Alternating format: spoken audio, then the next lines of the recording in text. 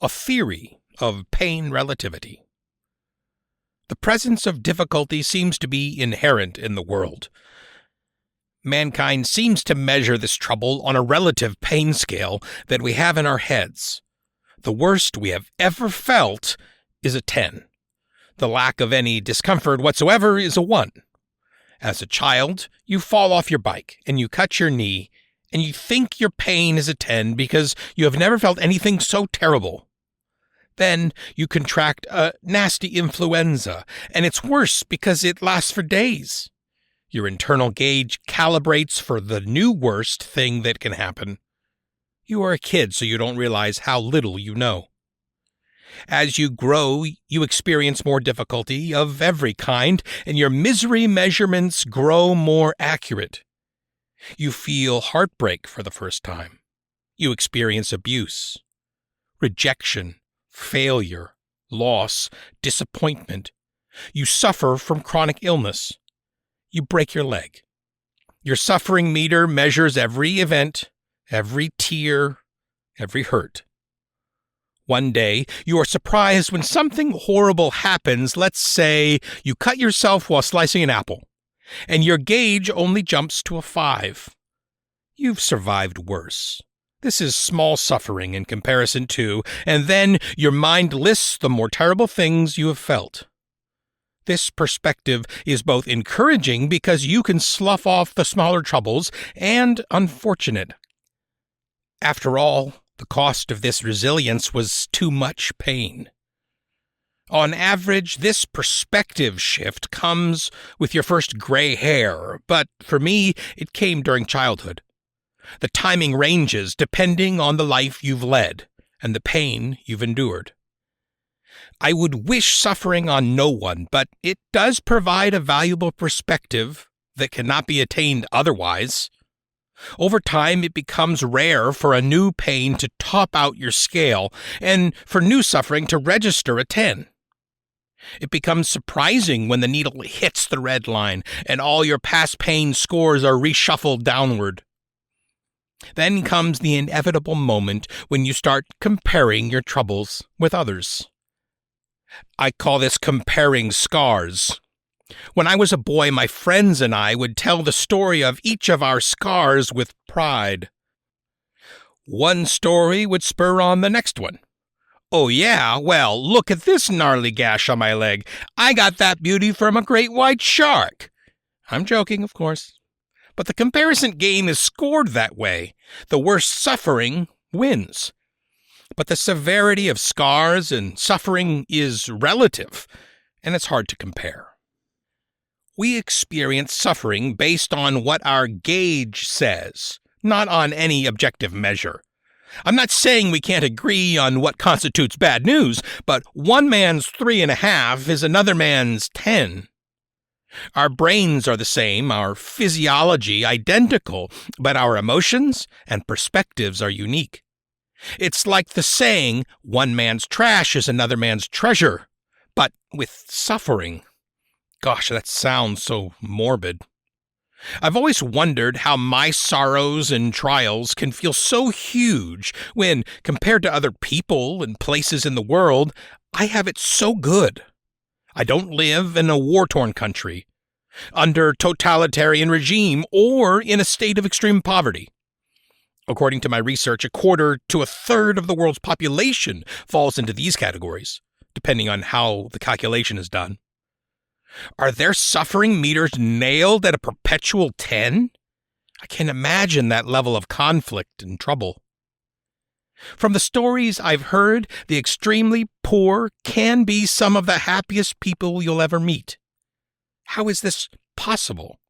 They don't know when they'll be able to eat next, but they don't experience 10-level suffering constantly? This amazes me, but it makes sense.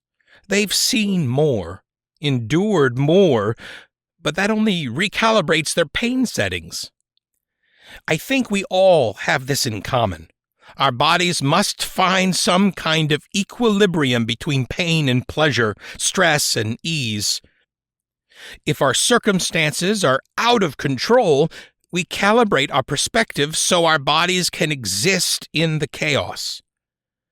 Conversely, if our circumstances are characterized by peace, plenty, and relative leisure, we also calibrate our sensitivity, perspective, so that our bodies exist within the same balance of emotions.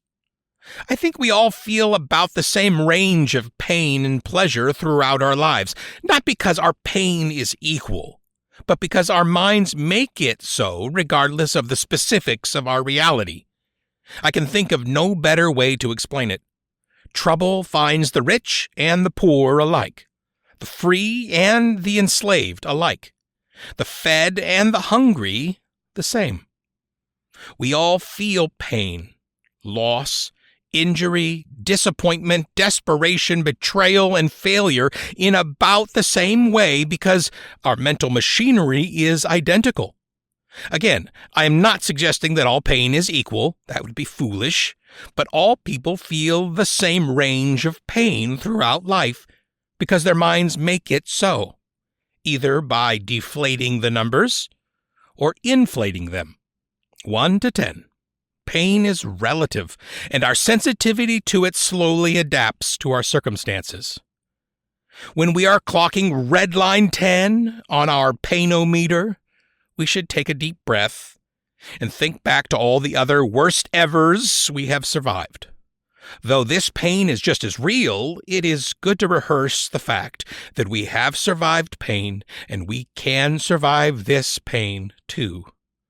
This too shall pass is not just an insulting platitude, it's a powerful truth. We are not stuck in time, trapped in this moment of horror. You will advance through it as you have done with other troubles. There is no static situation. You are like a train rolling along the tracks. The light at the end of the tunnel is a real thing because no suffering on earth lasts forever. There is hope in that, if you can digest it.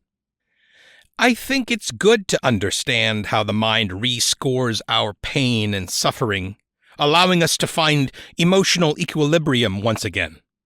When we suffer, our minds are learning to take the load. In time, we can find peace even if the pain does not subside and the circumstances do not improve. As a small example, I have had daily back pain for 37 years.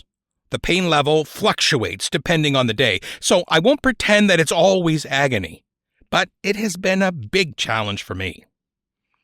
After all this time, I've learned what can be done to minimize the pain, ergonomics, and trigger avoidance. But most of what I've learned is how to separate the "how am I doing today" from the "how's my back doing today." That's been a huge victory for me. It is good to remind myself that my pain gauge and my well-being scale are two separate things.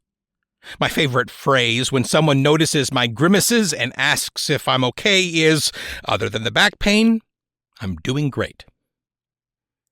My theory of pain relativity asserts that the mind will calibrate its perception of suffering over time based on what it has felt in the past and what it can handle at the moment. I'm not sure if this brings any immediate comfort to those who are suffering, but over time, pain relativity brought me back to hope and optimism. Where I thought only darkness existed, I found light.